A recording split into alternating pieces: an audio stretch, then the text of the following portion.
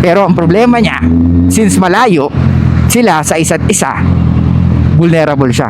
So pag vulnerable siya, anyone na pwedeng malapit na lalaki at magbigay ng attention sa kanya at nagustuhan niya, dito na pwedeng mag-start na magbago ang isip niya. Kahit na anong unpredictability man ang ibigay mo sa babae, once na outgrown niya na yun, yung unpredictability na yun, pwedeng maboard siya. Hey, what's up mga ropa? Ito po yung lingkod, Suplado Moto. Okay, bago tayo malis, meron akong babasahin sa inyo. Message ng isa sa mga ropa natin, nag-message siya sa ating Facebook page. Suplado Moto, sana mapansin. Nasa LDR ako ngayon, nakilala ko siya sa mobile games. Pero bago pa naging kami, sinabi ko sa kanya na married ako at may isang anak. At hiwalay na kami for 2 years bago kami magkakilala. Pumayag naman siya sa situation na yon, and now 1 year and a half na kami. Nag-meet na din kami twice, nagsama for weeks. Okay naman ang lahat. Kaso ngayon, lumalamig na siya at dahilan nun ay kabit lang daw siya. Sheesh! Wala naman third party. Never din ako nagloko at ganun din siya. Hindi ko naman siya pinipilit sa situation na to. Nasasaktan lang din ako. Wala pa akong magawa. Dahil wala pa naman akong kakayahan na magpaanal. Pero may plan ako. Sobrang anxiety din naranasan ko dahil sa situation ko. At ganun din siya. Ayaw ko naman siya iwan dahil mahal ko siya at may trauma din siya sa ex niya. Ayoko maulit yun na halos mabaliw siya. Nga pala, 3 years na din siyang single bago ko siya nakilala. Kanina nag-usap kami, bakit ka ako siya laging annoyed makipag-usap. Sabi niya dahil kabit lang daw siya. Sabi ko, bakit ka pumayag? Hindi niya daw alam. Nilinaw ko kung itutuloy pa ba or hindi na yung relationship. Sabi niya, tuloy naman daw. Mali ba ako kung ipipilit kong ayusin to? Hindi ba selfish ang labas nun? Okay mga ropa, liwanagin natin to. Nagtataka ako, bakit siya yung nagtatanong kung dapat ituloy? Diba? At twice pa lang sila nagkita. Tapos matagal na rin sila, 1 year and a half. 1 year and a half na sila. At twice pa lang sila nagkita. Pero nagsama naman daw sila for weeks. Kaso the question is, yun nga, kasal pa si Ropa. At yun ang feeling niya magiging problema, o yun ang problema sa relationship nila. Kasi nga kasal pa si Ropa. Ganito mga Ropa, ito yung sinasabi ko sa inyo. May mga babae pumapayag sa ganitong sitwasyon dahil unang-una, may unpredictability. Ito yung mga gusto ng mga kababaihan, yung hindi nila alam kung ano yung mangyayari sa relationship nila. So napag-usapan natin to sa ano natin, di ba? Sa live natin last time. May mga babae na pumapayag sa ganyang relationship or maging side chick. It's because andun nga yung feeling na parang security na someday magiging sila rin, or feeling niya mas magaling siya dun sa ex kasi nga may competition silang nararamdaman. So yun nga mga ropa, LDR yung relationship nila, kaya mas feel na feel nilang dalawa yung intense ng relationship kasi hindi sila madalas magkita. Ito yung sinasabi ko sa inyo hindi nyo naman talaga kailangan laging kitain ng girlfriend nyo, o hindi naman kayo dapat lagi magkita. Kumbaga dapat bilang lalaki mas focus ka pa rin lagi sa purpose mo. Alright? Hindi mo dapat ini-spend most of the time yung time mo sa isang babae. Kasi nga, hindi naman yun ang purpose mo. Hindi mo purpose na pasiyahin siya. Hindi mo purpose na lagi mo siyang kausapin. Hindi mo purpose na dapat lagi kayo magkasama. Ang purpose mo is meron kang magawa para sa sarili mo at may maiambag ka sa mundong ito. And at the same time, yung mga yun, pwedeng makinabang yung mga tao sa paligid mo. Especially yung babae na kasama mo. Paliwanag? So since LDR sila, mataas yung unpredictability. Mas may thrill sa mga babae yung mga ganito. And at the same time, alam niya na may competition siya. Kasi hindi pa annulled si Ropa. Gets? So since hindi pa sila annulled, yun nga lang, ang gumugulo sa isip niya, hindi siya legal. So nadidrill si babae kasi nga andun yung feeling niya siya yung pinipili ng lalaki kahit na kasal pa siya, or siya yung pipiliin bandang huli. However, syempre hindi annulled si lalaki, nandun yung pwedeng gumugulo sa isip niya, or pwedeng yun ang pinaka reasons kung bakit na-stress siya, or yun ang nagtitrigger kung bakit minsan nawawalan siya ng gana or nawawala sa mood yung babae niya. So kaya itong si Ropa natin, laging kailangan mag-explain, laging kailangan i-reassure yung babae dun sa situation niya. Pero naniniwala ako, etong si Ropa natin, gusto niya naman tong babae. Yun nga lang, dahil kasal siya, Yun ang pinaka-iniisip niya at yun ang problema niya. Nakikita niyo mga ropa ha, ilang beses pa lang sila nagkikita. Twice pa lang sa loob ng 1 year and a half. LDR sila, pero ramdam mo na talagang gusto nila ang isa't isa. However, yun nga lang, sa kabila ng walang third party, pagdating dun sa babae, andun pa rin yung parang nawawalan siya ng gana.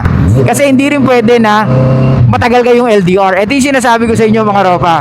Merong unpredictability dun sa relationship nila, which is very attractive sa mga kababaihan yun, and natithrilled sila doon. However, pag eto na, nakasanayan niya, pwedeng mawala na siya ng gana. Same thing sa mga babae na laging, alam mo yun, nasasaktan sa bad boy, tinatrato ng mali ng bad boy. Sa umpisa, masarap yun. Pero in the long term, pag laging ganun, naiisip din nila na hindi para sa kanila yon, or mas natututo sila or nagiging practical sila at gumagana na yung logical brain nila. So ito naman si babae, I don't think na may kaso sa kanya yung kasal si lalaki. Ang nakikita kong main reason dito is yung lalaki ay malayo sa kanya. Yung siguro meron siyang mga kaibigan na nakikita niya na may boyfriend pero malalapit sa isa't isa.